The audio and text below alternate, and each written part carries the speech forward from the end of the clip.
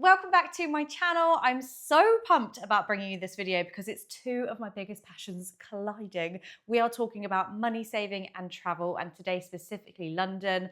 Now there's no denying it, London is one of the best cities in the whole world. However, it is very pricey. So today I'm going to be counting through loads of things to do for free in this wonderful city. And then towards the end of the video, I'm also going to be sharing ways and tips to save on the things that aren't free, but to get them for a much better price. So keep on watching till the end. I've always loved finding ways to live my best life on a budget and sharing those with you.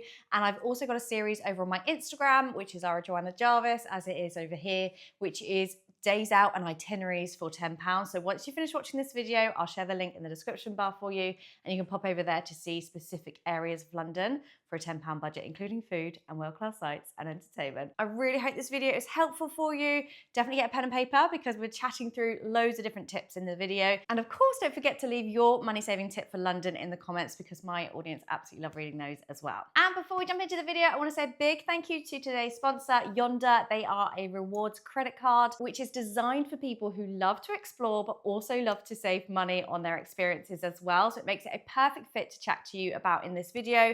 I'm going to be talking to you a bit about them further into the video, but all of the links for Yonder are in the description bar for you, and any extra information you might need down there as well. Yonder offers a range of experiences with rewards that actually make a difference. So things like eating out and exploring and days out. One of the things that I really love about Yonder is that there's no foreign transaction fees when spending abroad, which is great if you love to travel like I do. Yonder is loved on Trustpilot as well, which is something I always check. And you can also check your eligibility for the card without affecting your credit score or anything like that using the link in the description bar. And of course, let me know if you have tried Yonder and what you think of it. Let's get into the tips. So we're going to be counting down 3 things to do in London first of all, but obviously keep on watching to the end because there are some things that you might be paying for, but we're going to get you a better price on those things. So if you've been following me for a while, I have been creating videos here on YouTube for 13 years almost, and I love to travel. But when I am traveling, I always make sure I maximize the amount of time that I can spend somewhere or the amount of trips I can do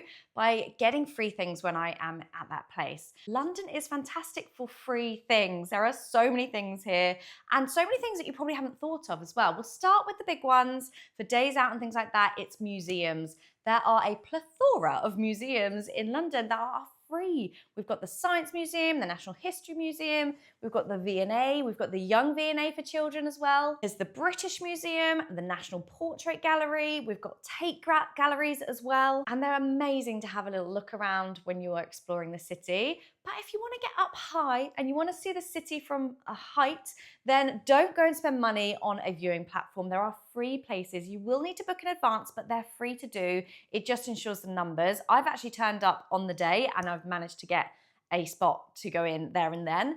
But look at Horizon 22, which is brand new, and also the Sky Gardens. Obviously, when you get there, you can buy things like coffee and things like that, but these have fantastic views of the city from a skyscraper, and they are absolutely free. So definitely one to add into your London bucket list if you are visiting here. Next up are the parks. We are so lucky in London that we have incredible green spaces. Obviously, it's a built-up city, but there are some beautiful areas to explore. One of my favorites is St. James's Park, which is right near the palace. So obviously you can double up and go there afterwards as well. You've got Hyde Park, of course.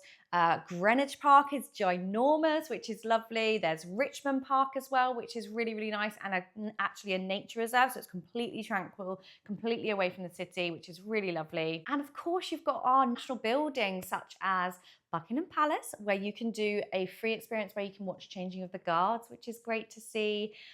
You've also got Parliament, so you can literally walk from Parliament and see Big Ben, which is our local name for it. And you can walk across the bridge from there and then walk along South Bank, where you'll be able to see the view of things like Parliament and the amazing London skyline from the ground level. You've also got the London Eye there when you walk past, so you'll be able to see that as well. Walking along the South Bank is lovely, especially on a sunny day. In fact, walking is one of my favorite things to do in London, and of course it's free. The things that you will come across are just hidden gems and little places squirreled away. There's the bigger things such as Covent Garden, which is quite easily missed if you don't know that it's there, or you've got Neal's Yard, which is lovely, things like Carnaby Street, lovely little nooks and crannies of London. And seeing it open up into amazing little spots like Neal's Yard is one of my favourite things to do, and of course they are free. There's also loads of free events in London. Obviously you've got the big places like Leicester Square, where you have lots of red carpet events and movie premieres. You may well spot a movie star there if you're visiting. Even things like Chinatown are free, and they're a great way of absorbing some different kind of cultures while you're in this big city. You've also got things where you can sign up to community events. They're so passionate about communities within London boroughs, and you can sign up for those, whether it be on local Facebook groups or just looking on the website. Look for these in advance to your trip over to coming here, and that you'll be able to find loads of free events when you get here. I love the London markets. Now, obviously, you may well spend money when you get to these places, but they are also free to look around. Things like the Leadenhall Market, name those films that have been filmed there. There are many, and it is so sweet and great to look around.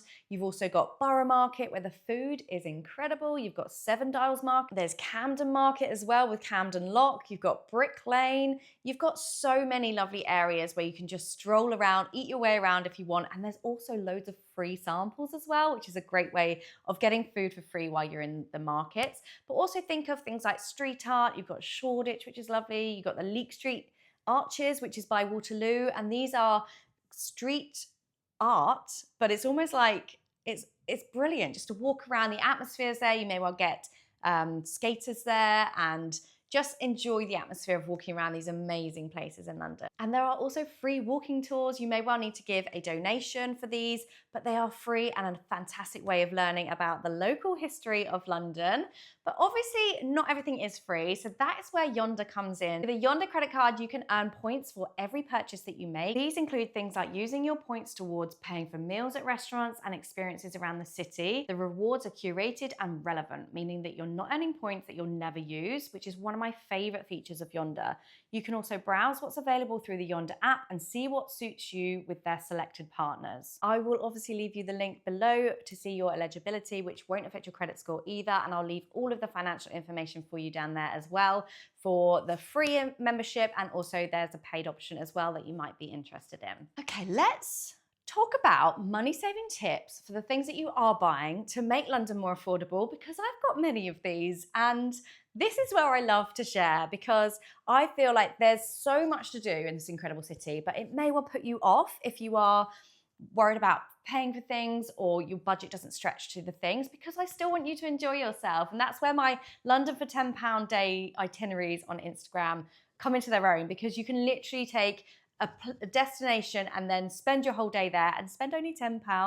So let's talk about bus tours. Obviously, you've probably seen the bus tours in many cities, and they are fantastic and I love them. However, if you're on a budget, think about the London Transport Network. They are fantastic for options. We've got the Underground, which we call the Tube, the what you'd say subway in, say, America. You've got bus networks. You've got the DLR, which is overground. You've got the Thames Clipper, which I'll get onto in a minute. But the bus routes, you can ride all day long on a bus for just £1.70 if you wish to stay on. The whole trip will cost you £1.70. The number 12 bus is a great one. It goes across the whole of London. And also check out the number 24 bus as well. It's like your free little, well, £1.70 little sightseeing tour, and it can get you from place to place as well. As I mentioned, the Thames Clipper is fantastic. It's the London ferry system. So this can take you all the way from Putney to Greenwich, and those are fantastic places as well to see east to west. You'll also go past places like Tower of London. You'll go under Tower Bridge, which is a fantastic experience. You'll see Parliament, you'll see the O2, the Wheel, London Eye, and you'll see so many fantastic things on your way there. There's beautiful buildings on the riverside, and it's just a great way of experiencing London by boat, something completely different without spending on the expensive London boat tours, which are, again, also very good. But if you're trying to do things on a budget, then you can just use the Thames Clipper. Bikes. Now, this is a great way of seeing the city. Obviously, be safe, wear a helmet. You can rent a bike for just £3.50 for the whole day, and you can go off and explore and do your own thing, riding through the parks. You'll be riding, there's great bike lanes as well, and it's just £3.50 a whole day. Please consider not getting the tuk-tuks, because they can overcharge you. They can be a bit scammy. So make sure you're just getting a bike of your own for £3.50. You know what you're paying for and you can have it for the whole day. If you are going on the tube, the underground, then get an Oyster card if you don't have a UK debit card.